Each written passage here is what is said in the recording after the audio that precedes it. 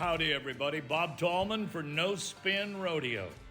No politics, no BS, just hard-hitting news and rodeo commentary from two of the most trusted sources in our sport. Kendra Santos, Tommy Joe Lucia. Listen up. Here we go. Well, hello, everybody. Good to see you. Tommy Joe Lucia here. I'm with Kendra Santos and Greg Teagarden. Welcome to episode 56. This is going to be an exciting one. We're going to talk all things PBR. Good evening, Greg. Good evening, Kendra. How's y'all's temperature? Are you fiery or are you feeling calm? I'm ready. I think this is going to be fun. I'm looking forward to it. All right. Well, so I think what we're going to do, friends and neighbors, all you know spinners, thank you for joining us on YouTube Live and Facebook Live, and those of you that are listening to the podcast or video on demand.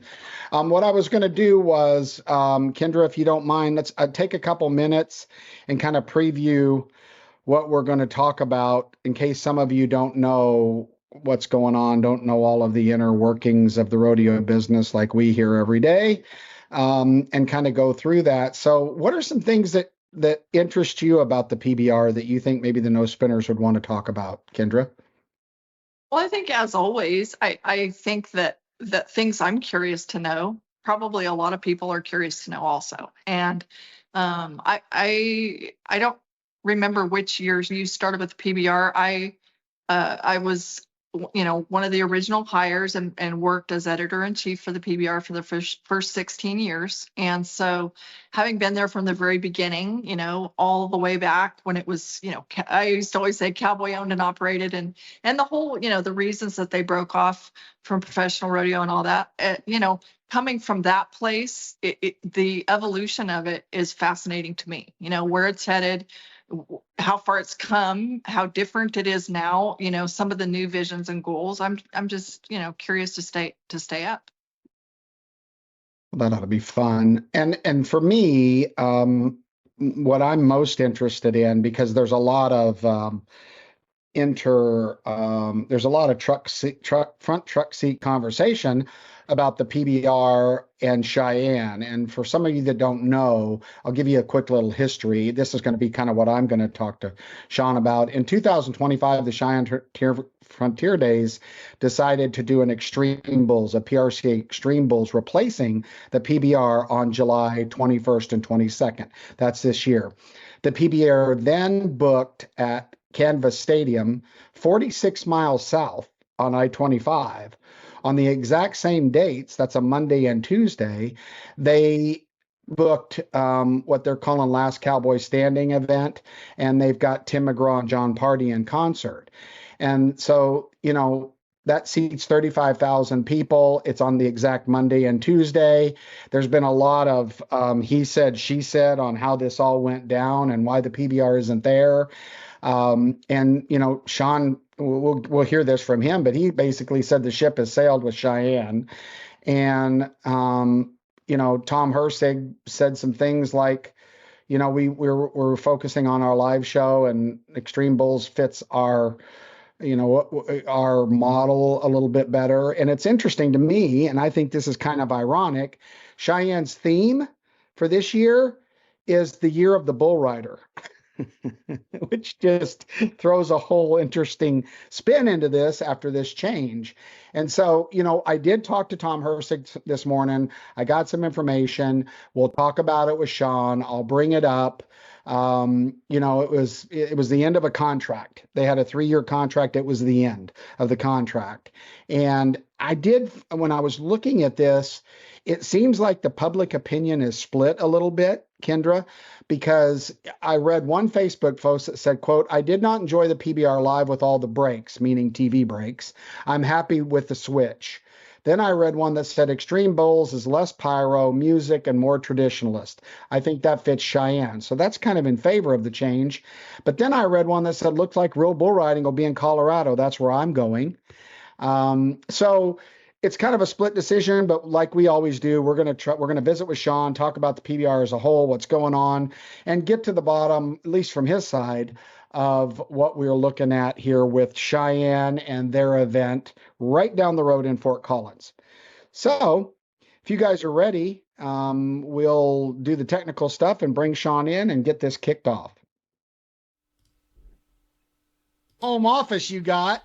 Yeah, I got a few things up on the wall. I'm slowly but surely getting them up. What's the guitar? Tell me about that. That was a World Finals guitar when we had Steven Tyler, Casey Donahue, Neil McCoy, Colt Ford, George Thurgood, Lita Ford, Rick Springfield, Dustin Lynch, and others, and it's signed by all of them. So you did the guitar before Houston? Is that what you're saying? Maybe. Rodeo gave away guitars this year. I don't keep track of who's doing what these days, Tommy. Well, thank you for joining us on behalf of myself and Kendra. We appreciate it. And like our 20-year it's their 20-year anniversary or something like that, isn't it? You two? Like, yeah, it's been a while. It's been a while. That dates us. So I'm gonna let Kendra kick it off with a few questions. I'm gonna save it to just talk about Cheyenne in the end. I may throw a few comments in. I do want to say thank you very much for the access to the boss.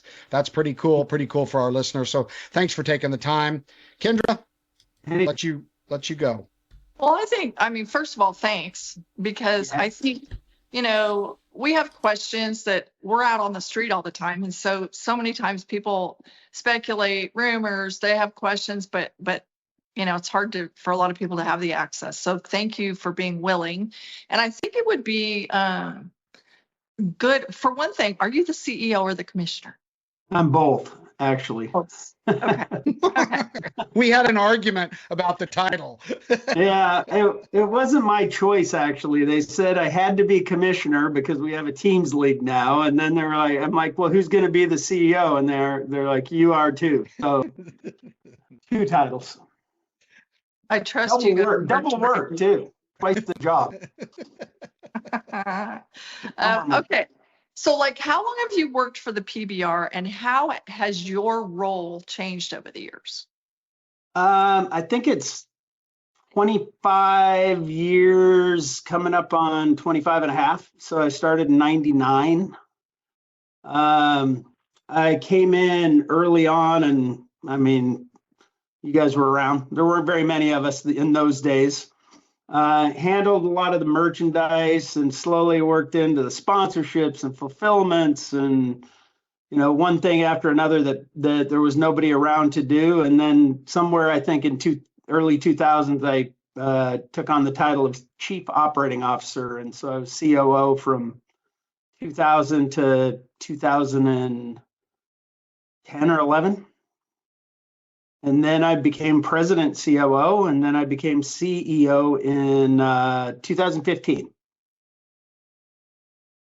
So do you feel like your role has, I mean, to me, it kind of sounds like, well, if you're gonna run a restaurant, it really helps if you've been a cook, a waitress, a purchasing agent, all those kind of things. Do you feel like you've like the preparation for this, puppeteer of the whole shoot and match, you've seen and lived every aspect of the business, right? Yeah, I mean, a lot of the departments I created, we didn't have a sponsor fulfillment department until we created it and started hiring people. And it was a relatively small marketing team until we started building out, promoters and creative services and support internally. And so I guess I've had my hand in the development of pretty much every department in the PBR. I can trace my roots back to doing that job, or certainly putting the pieces in place to get it done. I can remember you hanging a sign or two. Yeah, I hung a sign or two and packed a couple panels in emergency situations only. But yeah.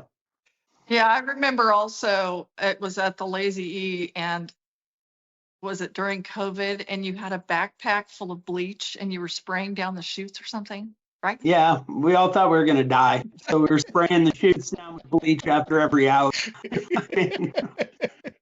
I actually had people that told me that I was very reckless for putting us back to work because I was going to kill at least a dozen people And so the spray of bleach was more to put their minds at ease than mine.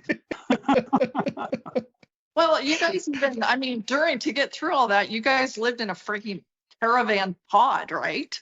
I mean, we rented like 100 and some odd travel trailers from everywhere from Texas to Nebraska. I mean, we got our hands on every single travel trailer that we could find, or motorhome, or whatever we could find, and we parked them, and they were all like 4 spaces apart, 20 feet apart from each other. And we all had little wristbands. You could only talk to somebody in your color group with your wristband. You got caught talking to somebody else, you got kicked out of the circle. I remember having to submit to a nasal swab to work one of those events.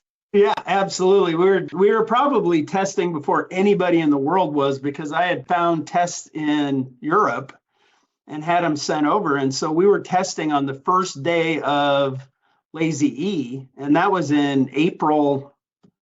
That was only 41 days after the world shut down, and we had managed to find tests. And so we were testing, and we were, social distancing, and, had the food delivered to the gate, and somebody went out and sprayed it all down and then reloaded it up. There was nothing that came inside of our circle at that point. But again, I think most of the rational people didn't think we were going to die from the cold. But, it was for a lot of people that were kind of in fear for their health and their safety. At that point, we'd had one guy that got it at the Oklahoma City game, which shut down the world. And so we knew it was a real possibility. From all the way back from the original days when the best bull riders in the world broke off, the Cowboy owned and operated PBR on the premise that, this was the most popular event and it can make it as a standalone, best guys, best bulls, all that. And now, okay, it's evolved over time to be, obviously more corporate in 2025. What do you feel like has changed the most about the PBR over the years? Well, the bull riding, I would say, is still very much the same. I mean, we put the best guys in the world on the best bulls week in and week out. That has never changed or faltered along the way, but we've had a chance to grow our business. And in some areas, we launched, coming out of COVID, we launched women's rodeo.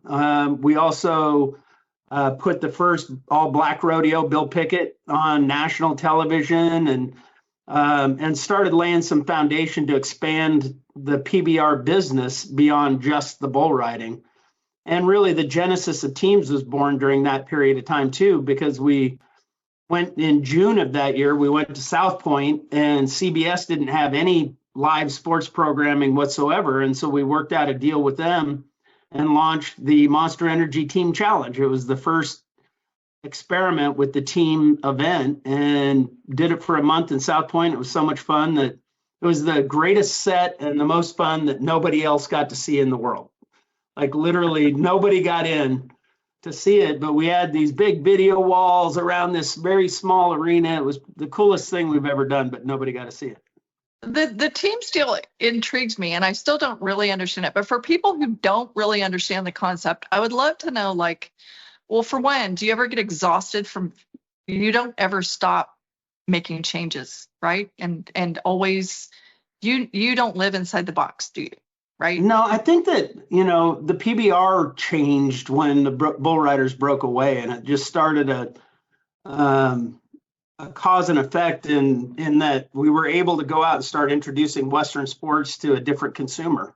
Back in those days, you guys were there, that we were in smaller venues, but we were still geographically spread out around the country, and we were getting to places that rodeos had long abandoned many, many years ago. And it just proved that there was a market for Western sports out there outside of the traditional places that Western sports were still really strong. And so that was the first real innovation. And I feel like we learned that we have to keep innovating and changing to meet the consumer's changing needs, or you just become stagnant and you start to fight over the same fan base and and it doesn't grow. And so we want to push the envelope and keep growing the universe of Western lifestyle fans.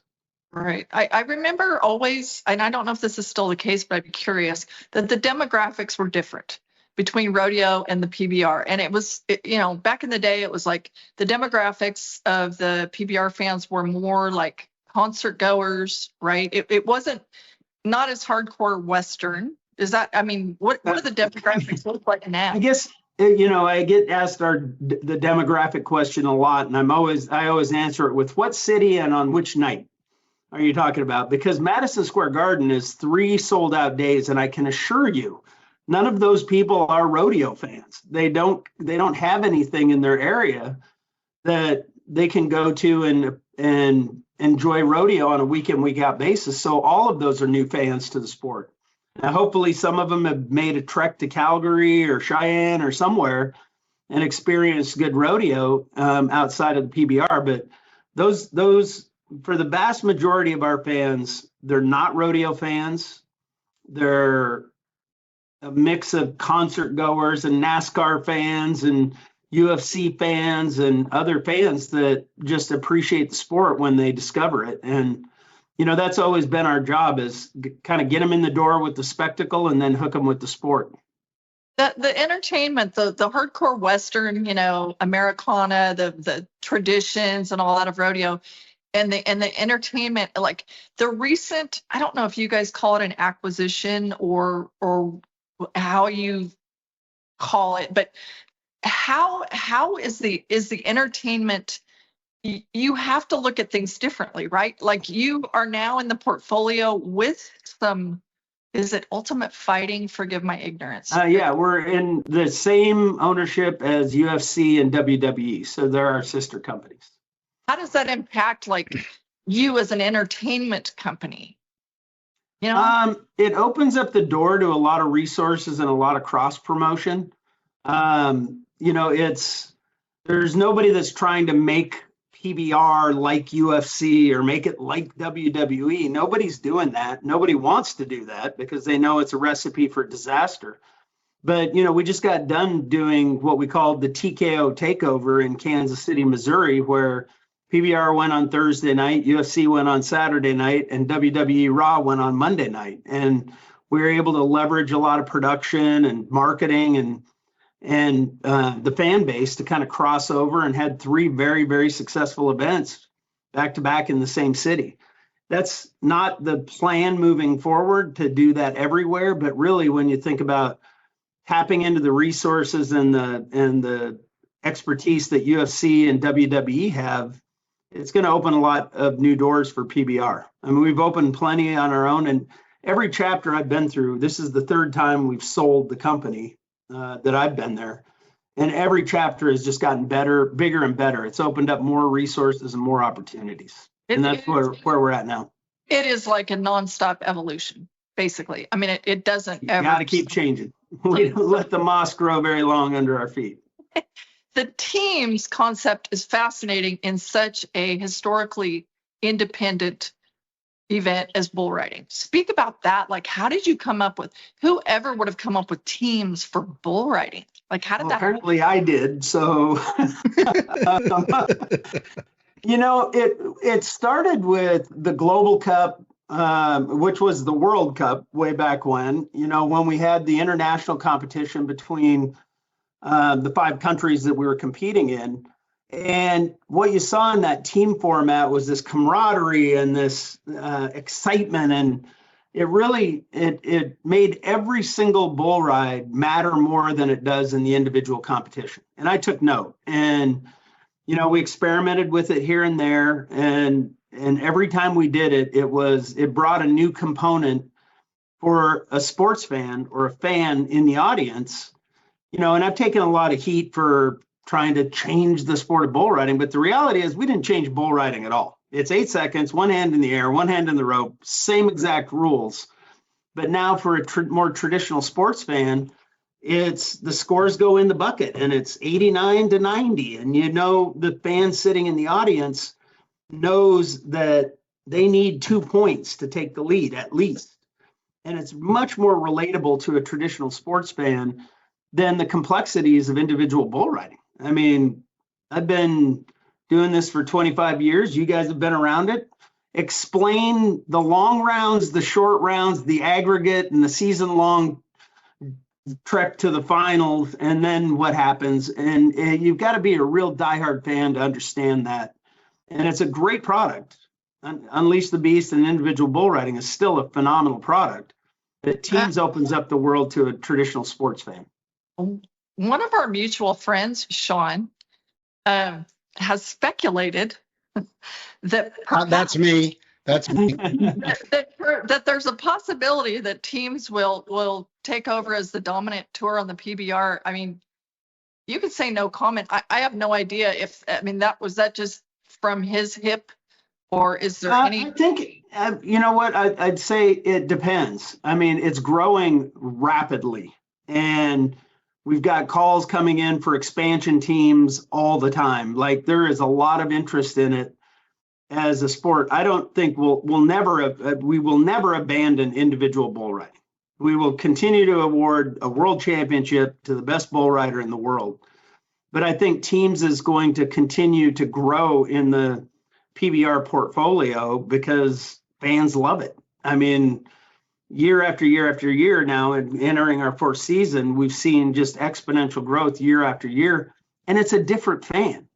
And that's what some of the hardcore people that criticize teams have to understand is it wasn't meant for you. Don't tune in. You know, if you don't like it, don't watch. But there's millions that are now following teams and don't know the first thing about individual bull riding. And that just expands the universe of people that we collectively have to market to in Western sports and the Western lifestyle. Well, the brilliance of the teams concept is that a 75-point ride matters, right? And in all of the millions of PBRs that I've produced, when you do 45 rides, you're waiting for that one spectacular ride, right? But what I've noticed in teams is that 8 seconds, however you get it, is critical, and it makes the non-90-point ride exciting. That's what I see in it. Yeah, and the introduction of coaches and mentorship and the teammates, that now you have an obligation to your teammates and your owner and your GM and your coach.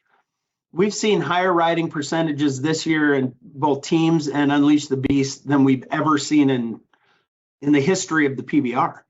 And the coaches are making better bull riders. I mean, they're riding over 40% of their bulls this year. Well, that's an amazing stat, because one of my questions is, a bull rider's lifespan is limited. How many bulls, like, it's got to be the case that if you're not careful, you're going to have a need for way more bull riders than you have. I mean, I understand you guys are recruiting from everywhere in the world, which, is there ever a concern, or is this talked about, that you've only got so many JB Sages limit, or you wipe them all out, and then what do you do? Well, I think, yes, today and yesterday and the year before that, but we've seen an influx of new talent coming into the sport, and I'm a firm believer in if you build it, they will come. The money has gotten to the point now where it is hard to not look at professional bull riding and its ecosystem as a true professional sport that you can dedicate and commit your time to. Back in 5-6 years ago, the top 23 to 24 guys in the world made $100,000 or more in prize money. They were making money off of endorsements and sponsorship and other things. But when we conclude the World Finals this year, in a 1-year span, from the World Finals, end of World Finals last year to the end of World Finals this year, it's going to be close to 50 guys that have made $100,000 or more just in prize money.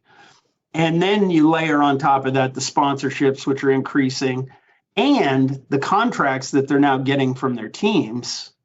And the money is getting to a point where everybody always wanted it to be. All those founders really wanted this to be a sport where you put your life on the line week in and week out, and you're going to retire with something in the bank. And I haven't forgotten that from day one. And now this ecosystem is doing that, but nobody's forced to compete in all of them. And I think you guys know as well as I do that if we gave them a weekend off, they're going to go ride in some jackpot bull ride somewhere. I mean, It's so true. John Crimber and Clay Guyton entered Corpus Christi in the Velocity Finals a week, 5 days before the World Finals start, and I don't get it. I mean, it's like, take a weekend off, heal up a little bit. So true. But they're, they're not forced to do it. We've relaxed everything. We actually give guys now, the old rule that if you missed one out of the 30 events or the 29 events, you were out for a year. Right. We've relaxed that now, and they can skip 3 events in the course of the Built Ford Tough Series season with no penalties whatsoever. Interesting. Teams, they can get rotated out by their teams and sit on the bench for a couple of weeks if they want to and still get paid. So, the bull rider's health is a lot of it, but I think in the long run, we keep paying that kind of money, and you're going to see 10 or 15 Sages and 10 or 15 Jose Vitors that are all vying for it. And then the sport's going to be like a rocket ship. Then we're going to have guys riding 60%, and it's going to be crazy. On the Cowboys, on the teams, are they salaried or is it based on performance, or how does that work? They're paid through a prize pool that's offered by the league, but the teams can sign them to an endorsement agreement that governs other terms, the length of their contract with their team, appearances, other things. So virtually all the riders competing in teams have some form of what we call an EA agreement. So an agreement directly between the team and the riders. And they vary. They're negotiated at fair market value between the teams and the riders. We don't have anything to do with it or say about it. And but it's significant. We do know what they are. They have to be reported to the league, but it's a significant increase in bull rider comp. But it's still a situation where the best guys are going to get paid the most, right? And rightly so, right? Yeah, there's been a couple circumstances where I'd say that not the best guys got paid a little too much, but that fixes itself in the free market. Right. Yeah. I'm curious about the PBR's decision. The Kid Rock Rodeo is right around the corner. The PBR's decision after breaking away from professional rodeo in the first place to go back into the rodeo waters. Talk about that a little bit, like the decision to go back. It may have been Tommy Joe or somebody else in our circle that I said at one point in time, if I ever get us into rodeo, shoot me in the back of the head. So I've been looking over my shoulder a lot, trying to remember who the hell I said that to. That was actually developed really in the relationship that we started developing with Kid Rock. He was interested in a team. He wanted to get involved. And we sat on his porch one night and we talked about rodeo and just rodeo. And he's a huge fan. And what we wanted to launch was something that didn't take anything away from anybody else. This isn't any of the other efforts to take something away from the PRCA or anybody else. It's one day in time. It may grow and there may be more than one, but it's one day in time that we're paying out $1 million to rodeo contestants. And in order for that to happen, it had to be something new and interesting for me. And I've always wanted to try and mix it up a little bit. So it's team rodeo and it's head to head. It's, I think the best quote that I heard last year was, who the hell knew you could make timed events so interesting? It's the barrel racing is a horse race. The roping came down to, a couple of just microseconds in some of those matches. And it made it really engaging for a non-traditional rodeo consumer to be able to point to the field and say, well, that girl won, or that team won, that guy won. And they get it. They just get it. And the other thing that we wanted to do was change the paradigm of the rodeo opens for a big music act. That works and it's helped in a lot of ways, but it's also hurt a lot of rodeos where the rodeo gets overshadowed by the music act.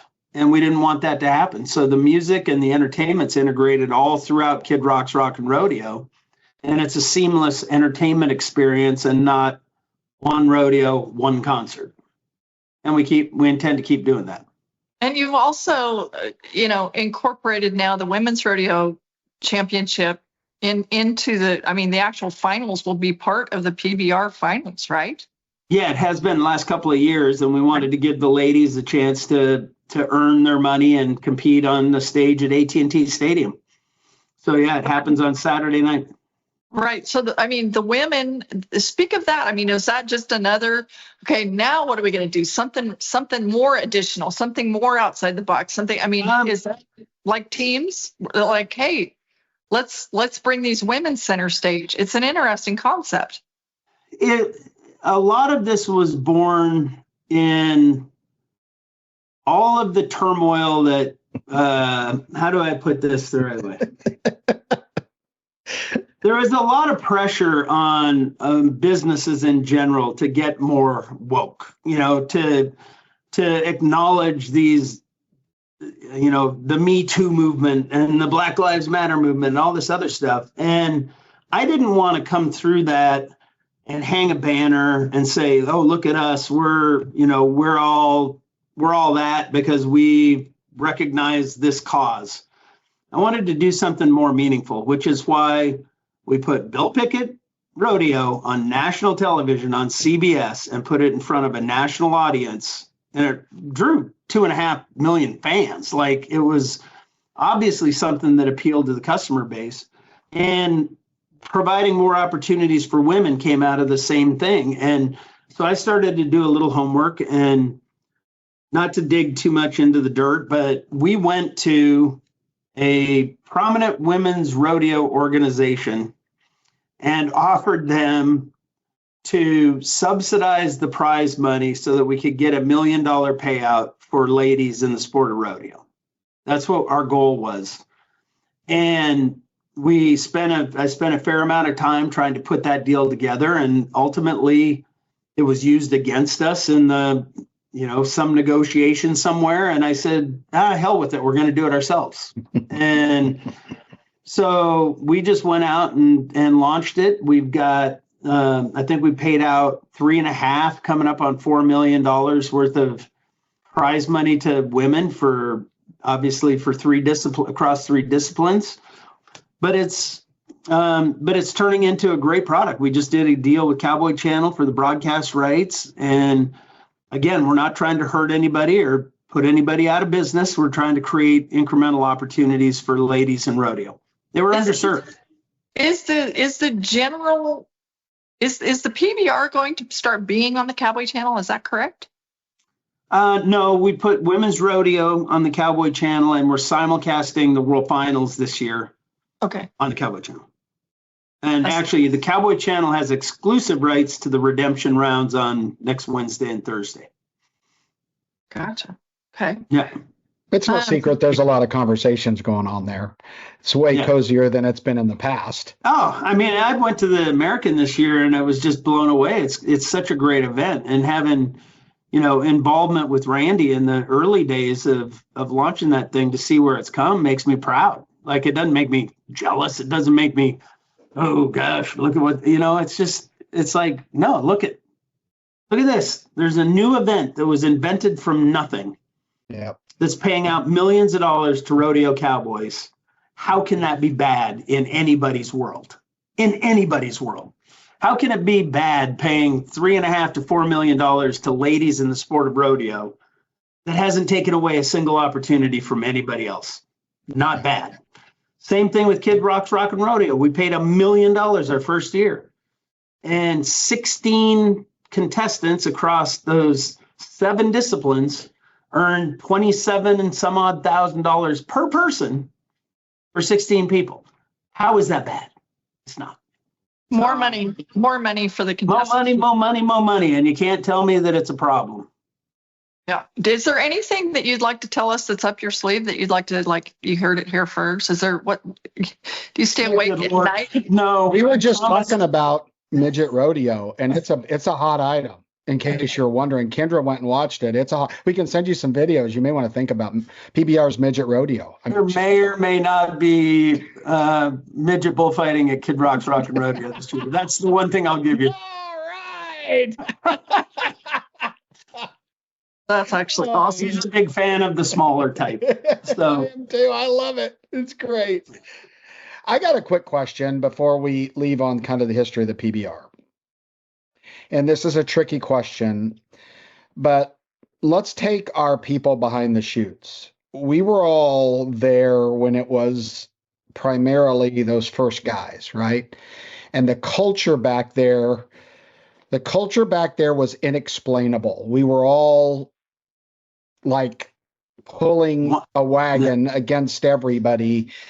And the bull riders, half of them would drink all night long and come make a 90-point ride. The Brazilians would train all night long and make a 90-point ride. And as we talk about this culture, this corporate culture, you know, you don't see as many, and I think this is a fact, Sean, I could be wrong. You don't see as many kids, you know, guys that come as bull riders because they've been riding bulls or been on the ranch or been on the family. You know, there's a lot of guys that are currently riding bulls that have never got in a van.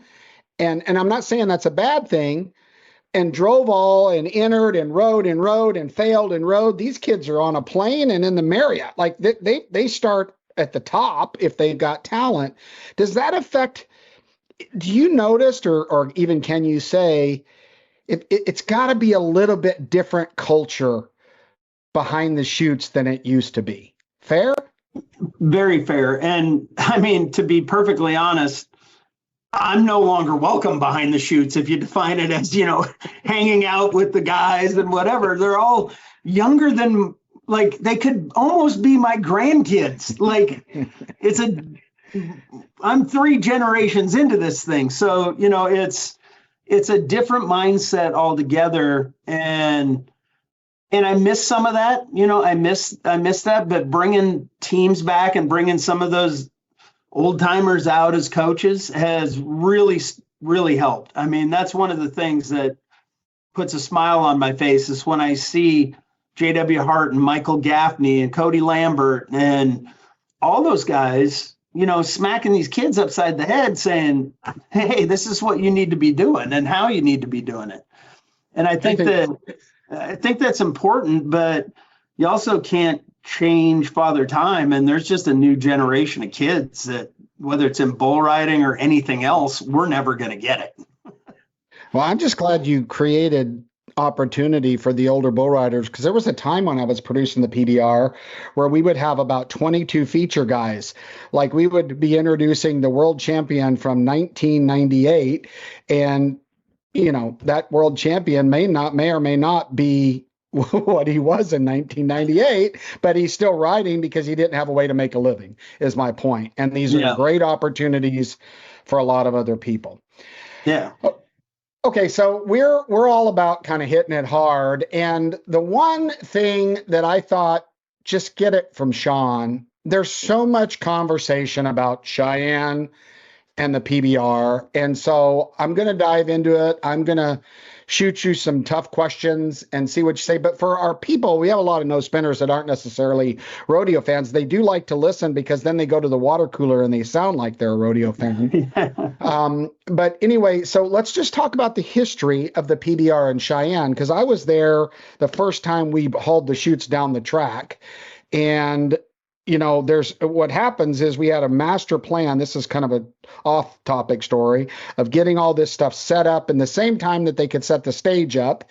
And then, as you guys all know, if you've been to Cheyenne, about 4:00 in the afternoon, there's this giant set of black clouds that come over the mountain and just come right to the Cheyenne Frontier Days. And I remember looking up going, what's that? And Jerome Robbins had said, that's rain. I know that.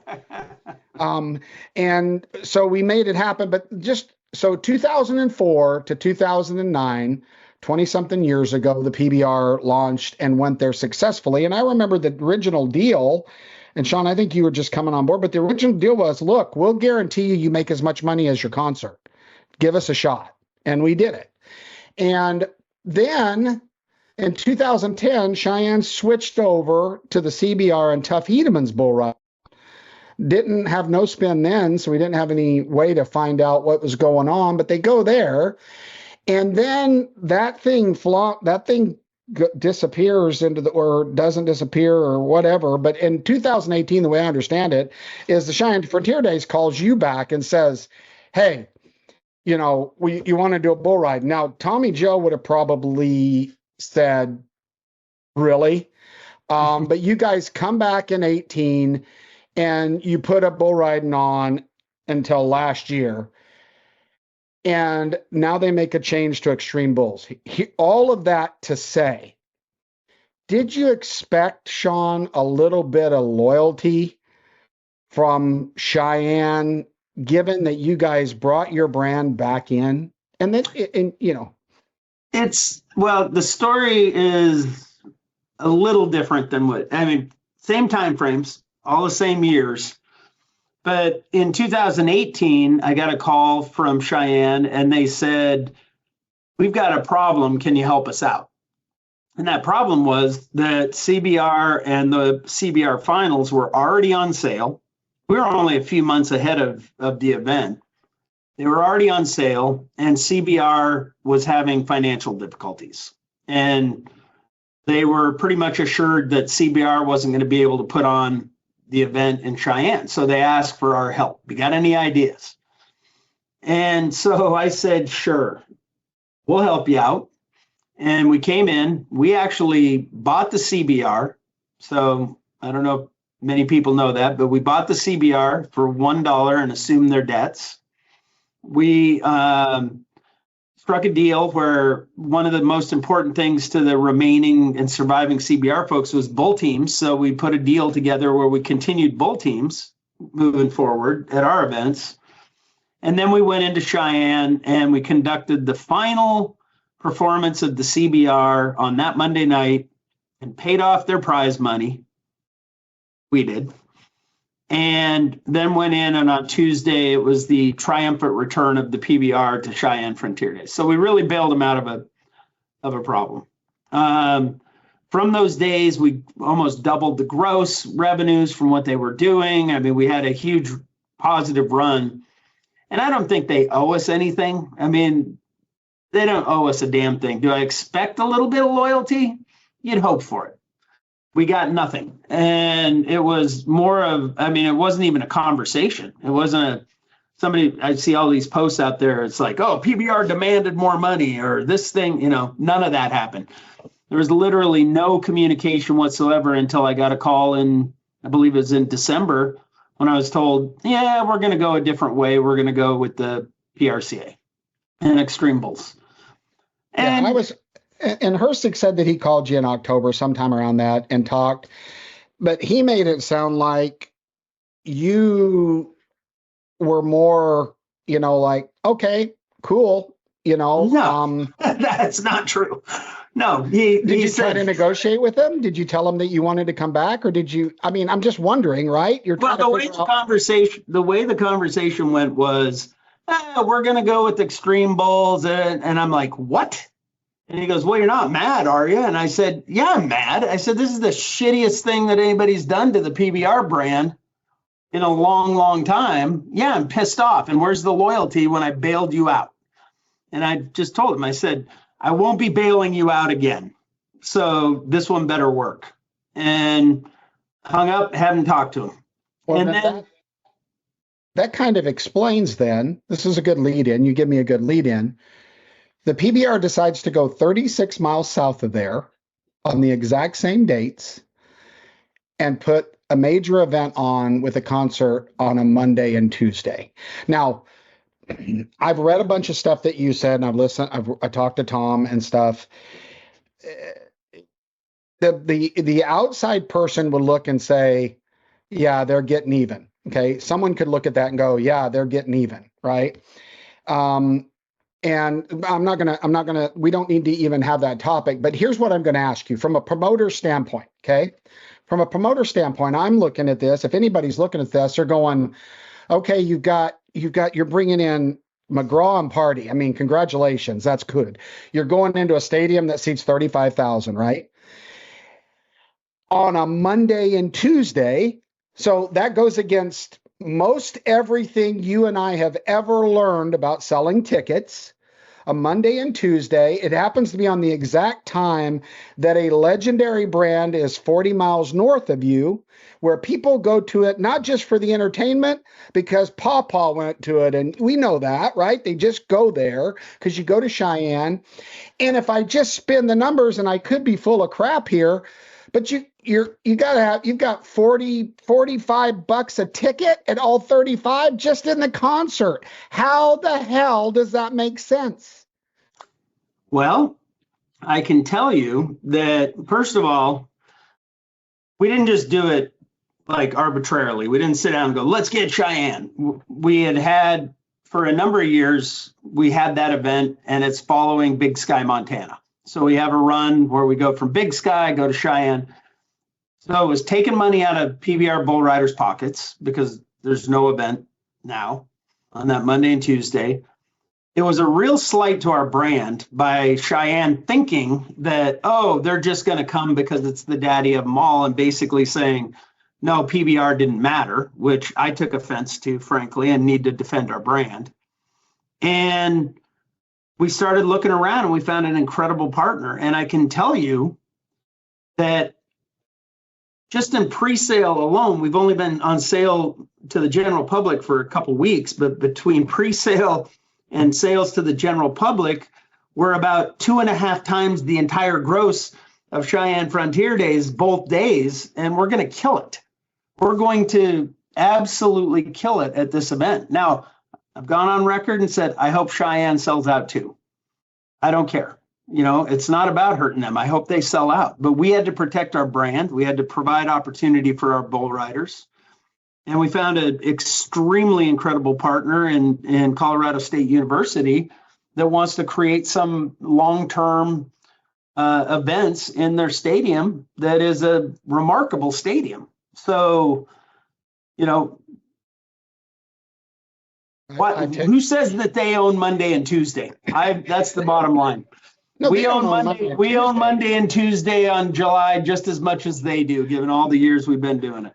Nobody owns Monday and Tuesday, but not very many people want to try to sell 35,000 seats in Fort Collins, Colorado on a Monday and Tuesday.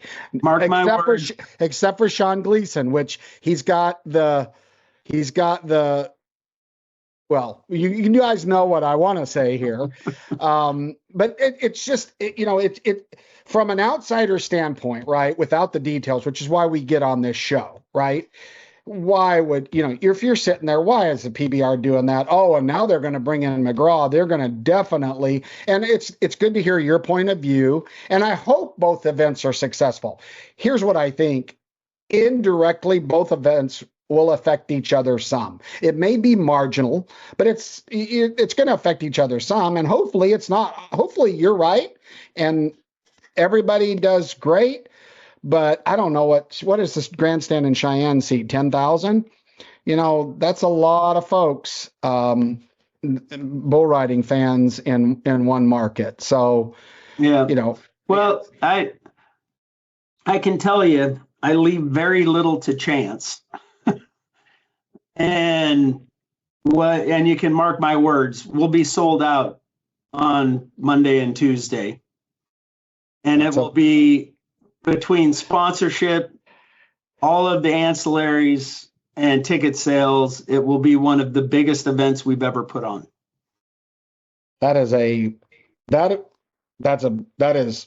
of course, I guess maybe I'm just scared compared to you, but that's a bold statement, and we'll bring you on when it's over.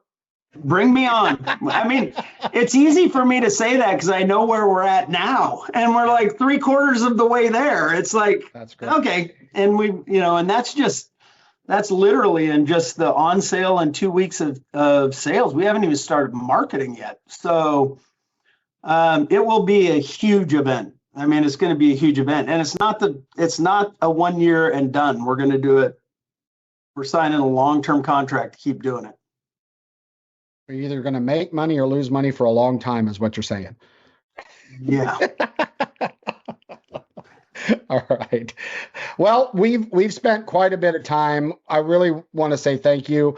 We'll do, Kendra, any final thoughts or on your end, kind of follow up or? I have one statement besides saying thank you, because I also appreciate just the candid conversation. But my whole life and career is like more money for cowboys, cowgirls too. So thank you for the millions. And also it's like, I remember well from the front row of like some of the decisions guys have made. I mean, I'm just going to say like Sage Kimsey as an example, he got all but tarred and feathered, that was a big decision. And I just have total respect for the fact and appreciation for the fact that he had a tough decision to make, but he made the best decision for his career and his family. But the fact that he had the opportunity to go win a fortune, I'm just like grateful for that opportunity in my lifetime. And I'd love to ask one sort of hot seat question, because I'd love for you to shoot from the hip. So this is like the age old. It's so fun to be in on these conversations when you hear people talking. Are PBR bull riders better than PRCA bull riders, or is the talent pool deeper, or what's your PBR bull riders, PRCA bull riders go? Not even close. Our guys are 100% better across the board, from number 1 to number 40. Now, so another question. I mean, those guys, good. There's some good bull riders over there. Some of them are the guys that used to ride with us, but you have to understand the caliber of bull too. And, that's what the guys that are riding in rodeo don't get on those rank suckers week in and week out. And it takes a special breed of cowboy to get on them and survive and succeed in that environment. And that's why a lot of kids come over and try it, and then they end up going back because it's a little bit easier path in the PRCA. They don't get on the same bulls. And I feel like a lot of the decisions are also like, fact has to be good chance your career is a little shorter in the PBR just because the bulls are rank all the time, right? But it's like, if you're a bull rider, the next one could be your last one at any time. So you go for the big money while the getting's good, right? And I mean, that's why I've literally, the founders beat it into all of our heads in the beginning, which is these guys deserve more money. And, all of the business moves and all of the being sold 3 times, I have not forgotten to make that opportunity available to the bull riders and have it keep growing. And I'm really proud. We keep a list on our website that everybody should go look at. It's called the Annual Money List. And it measures the prize money only, not endorsements, not EA contracts.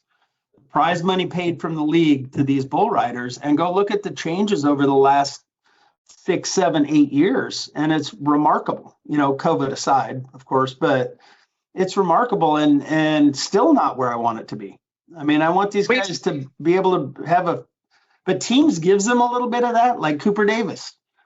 He just couldn't handle the up and down the road, and being gone all the time from his family. And he's now got a couple years left probably in the team series, just riding in teams.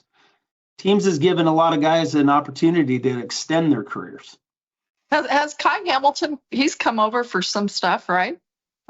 He's come over and tried. He rode early in the year, I believe.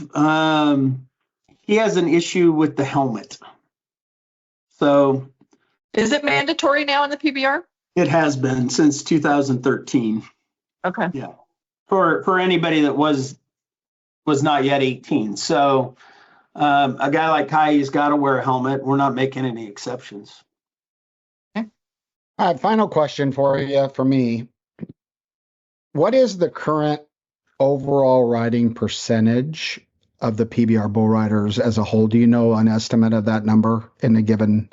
I think Tommy, we're over 40% for the UTB. If not, it may have slipped just a little bit under it. But so that kind of goes to my question. I said I had these. You and I have been a part of these conversations. Cody and Lambert and I have, and that is, you can't. What I used to say is the day you could genetically create an egg from McBride and Jackie Jr. Kersey and create a bull rider is the only time it's fair with what you do with the bulls, where you're putting 7 gene traits together and creating robo cops. Is there ever a conversation, because there has been some criticism from the PBR in the past that 60% of the guys don't ride?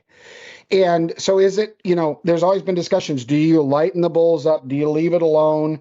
Do you think your fans prefer 40% great rides? I mean, I assume you do, because that's what you're doing. But the question is, does the 60% buck-offs concern the PBR ever, or is it just one of those? Not at all.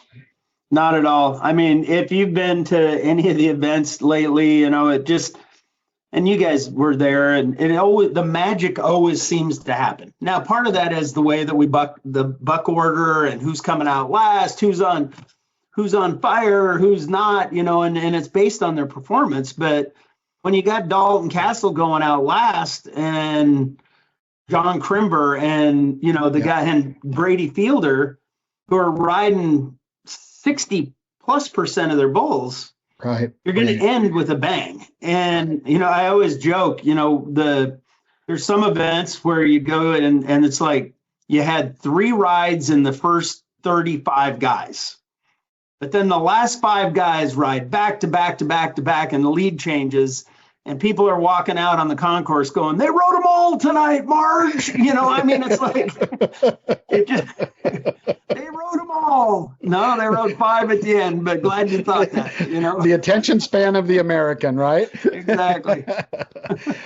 Well, it always seems to bring the magic at the end, and that's what it's all about.